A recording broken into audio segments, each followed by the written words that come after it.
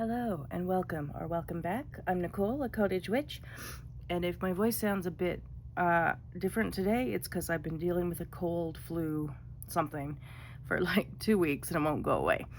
So while I have the energy to record something, I'm gonna, even though I sound a bit, at least I sound to me funny, but the congestion in my ears and nose is a bit special. So I don't know if remains to be seen if I actually sound funny on playback, probably. Anyway, this will be a little ramble of what I've been up to lately and some thoughts on some discussions in the tarot community that have been going on. So that's that. I did go to Quebec. I've been back for a week now, which seems weird, but also I've been sick, so time is very confusing at the best of times, but at the moment doesn't make much sense. But one of the most fun things about Quebec was the French bookstores, because obviously I can order from like Amazon or something, and get books in French, but I really wanted to be able to find things that are harder to find in English Canada, and I did, which was very exciting. So I went to 3 different bookstores, which might be a bit excessive, but oh well. One of the books I found by accident was Witches in Literature, which touches on books by, I didn't know George Sand had books with witches, so that's cool. Shakespeare, Maurice Condé. I did just start the book. I Tituba, Moi Tituba Sorcière. I'm working on it in French, so it'll be a bit slow going, but very cool so far. Some letters between Alfred de Musset and George Sand, which I actually heard about via Celine Dion album, because she sang one of her French albums. Her French music is much more interesting to me than her English music, by the way. And one of them was all letters from George Sand. This book is one of the reasons I started learning French. Not this book specifically, because I'd never heard of this author, but to be able to read books from the Middle East and North Africa just seems very cool to me.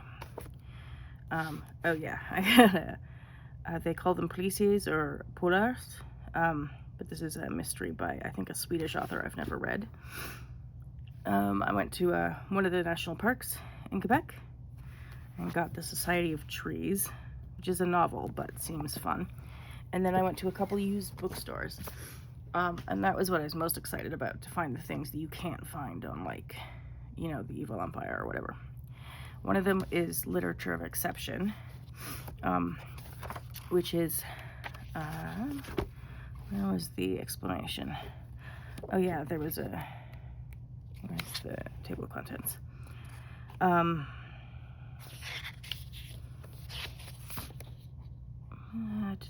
yeah, okay, so literature and violence, literature and death, literature and life,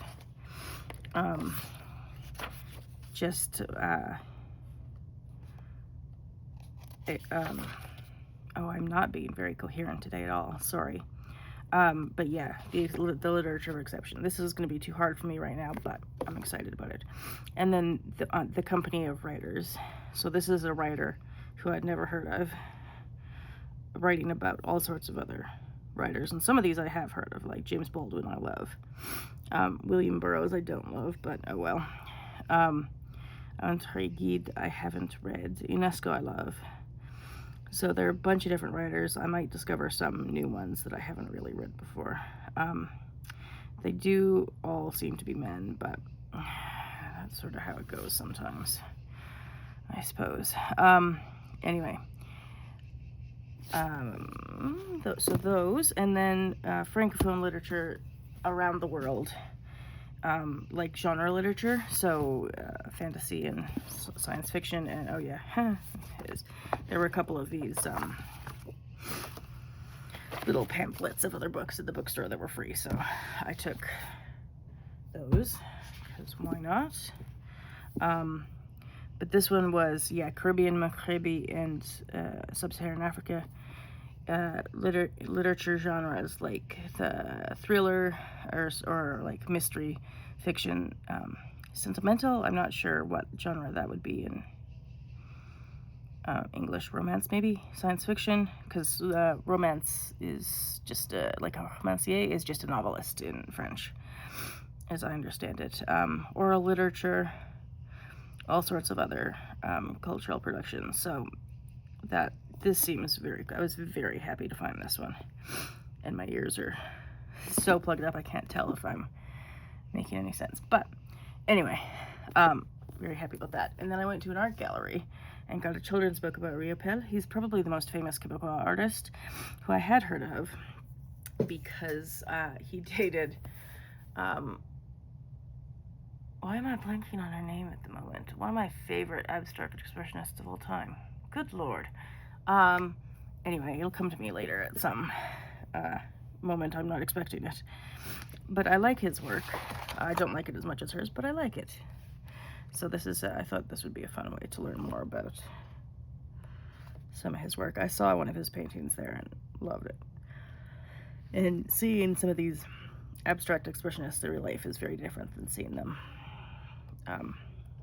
like in a book like this. So that was fun. And then I have, oh yeah, I have a whole slew of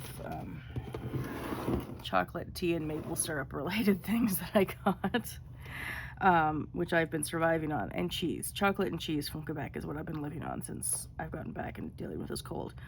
I also brought back a couple little twigs from birch trees and some slate, which seems to be a very common rock there that was used for building a lot. And then I pressed a few leaves and maple seeds, because it was the first time I ever saw sugar maple, which is very cool. And then the other things I got, one second, move this out of the way. Maple syrup everywhere in Quebec, of course. I always get a couple magnets when I go somewhere, because it seems like the easiest thing that doesn't take up a lot of space. Oh, and Mundeke is the First Nation that's in Quebec. They're not actually from Quebec City. They're from around Lake Michigan somewhere, like Southern Ontario. But you know, when people were forced to move here and there, their reserve is now within the boundaries of Quebec City. The Wendat are also known as the Huron people. So that was pretty interesting. We went and got a tour there, and then did some wandering around Old Quebec, which was amazing. So yeah, that was good fun, except for the cold. And then at the art gallery, I got some of these playing cards, fine art playing cards. And maybe I'll just show you some of those and then talk about my thoughts on this. So there seems to be a discussion going around at the moment in the tarot world about diversity index and whether it's a good thing, which seems like a strange premise to me, because of course it's a good thing, but also, is that zoomed in enough? Maybe I'll zoom in a little bit more.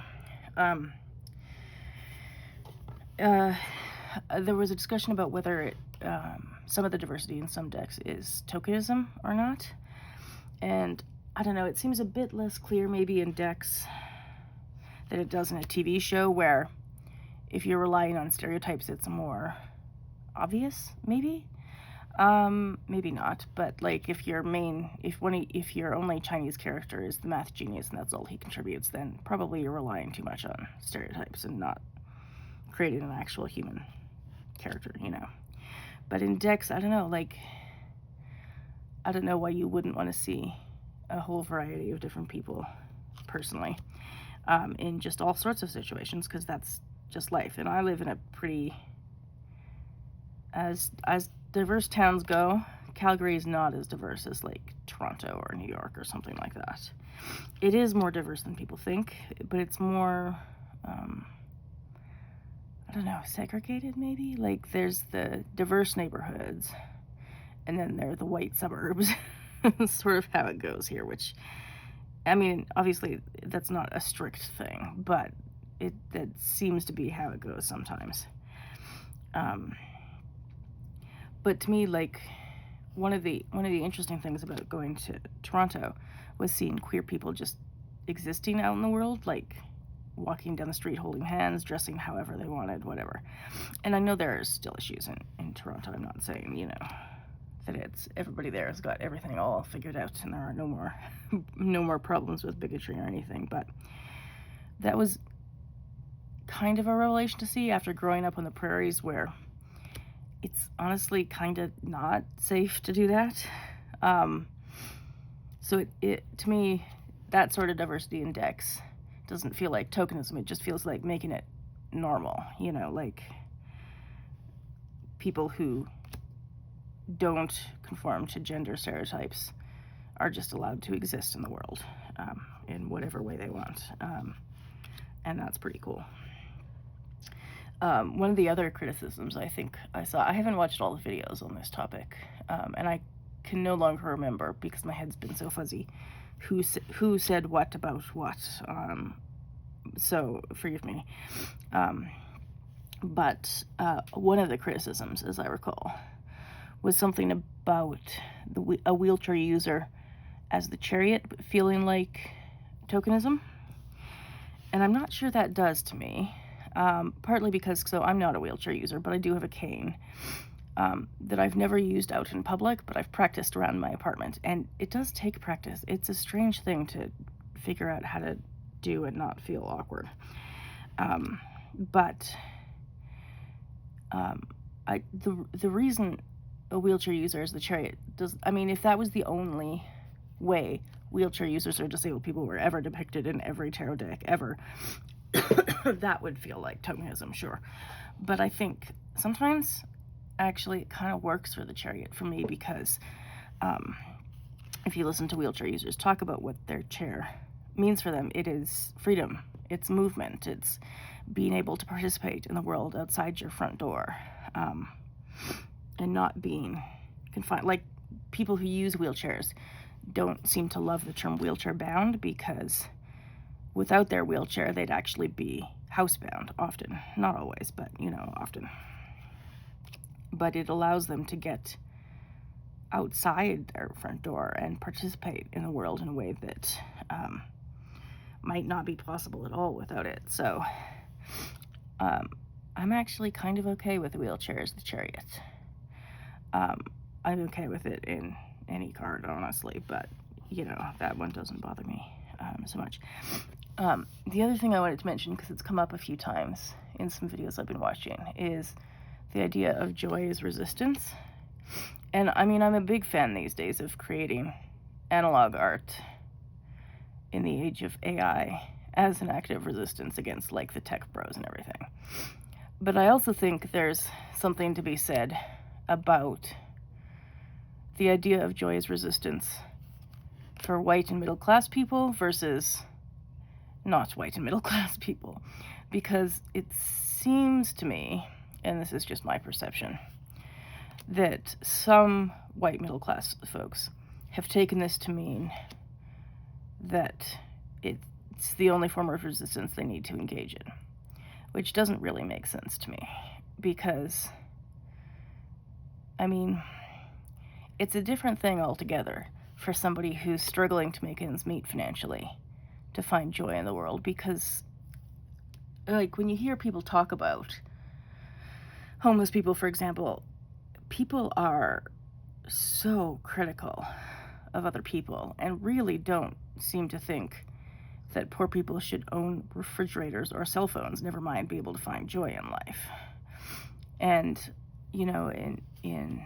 on the Canadian prairies where I'm living, Indigenous people aren't supposed to exist here anymore.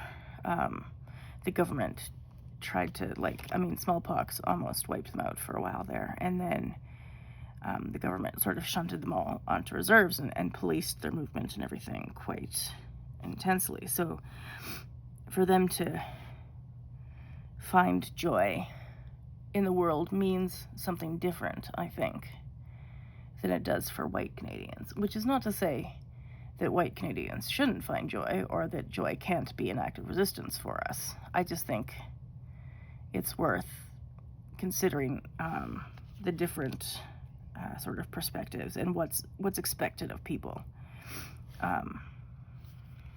For some reason, Black Americans finding joy in life, people seem surprised by that when it happens sometimes, which is bizarre. And by people, I mean mostly white people. Like, they have the audacity to do what now? Or in a very capitalist society, when you're expected to just, go to work and grind and come home, and go to work and grind and come home. Finding joy seems sort of counter to that. So, like, I don't know. I just wanted to point out, I don't know, talk about how, like, from the white people that I've seen reacting to that, when people of color say it, or low-income people say it, I think it has different implications, at least sometimes. Maybe not all the time. Anyway, between that and the diversity index discussion, it's been an interesting week. But, yeah, I don't feel like diversity is usually a token thing. I mean, if people make a deck, I don't know if anybody does this, because I've never done it, but that doesn't mean other people haven't made a deck, like they're checking off checkboxes. I know in some workplaces it can get a bit like that, because certain grants will say you have to have, Indigenous input on this. So it is a little bit like just checking boxes in some areas. And so I don't know, maybe some people do that when they're making decks. It would be weird, but I guess it's not impossible. I tend to assume good intentions from people, which does get me into trouble sometimes. Because being autistic, I can't always tell when people are not saying what they mean. It's been a problem in my life. But I've decided I prefer to live that way than to live assuming the worst of people, if those are my two options.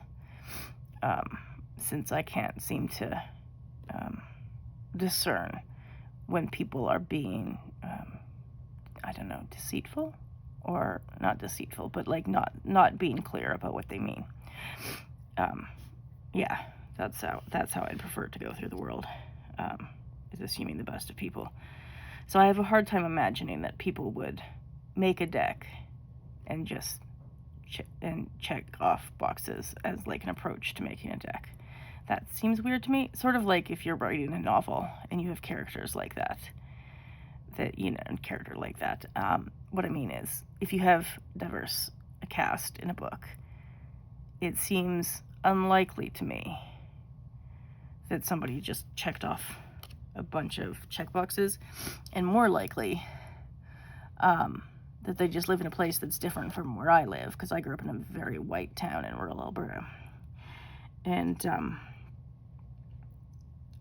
more like they just, live in New York or somewhere where going to New York was interesting, actually, because even just wandering around Manhattan as a white person, you're in the minority in most spaces. It's very interesting. And it did make me think, like, for a TV show like Friends or something, like, you really have to work at putting 100% white cast on TV in New York, because that's not the community there. Like, that's not, I mean, I realize there are many communities there, but it just doesn't seem like reality. Diversity seems more like reality, or at least the way of representing reality that I'm more interested in. Yeah. So anyway, that's that rant done for today. The other thing I got in Quebec was, so I already had these little, I don't know if you know these Pom Pal little stuffed animal things, but they're so soft and cute, and I love them. I already had the moose and the beaver, and then I was in a store in Quebec, and they had a bunch of them, and they had Canadian animals, so they had the bison and the bear. So I had to get those, because I'd seen a polar bear before, but I'm not really from a polar bear region. I'm from a black bear and grizzly bear region. So I got the black bear, because look at that face, he's adorable. And the bison, because how cool is that? I'd love them to reintroduce plains bison. I know the ranchers don't want it, because they can carry some diseases that can affect cattle. but so do elk, and they don't respect fences, nor do elk.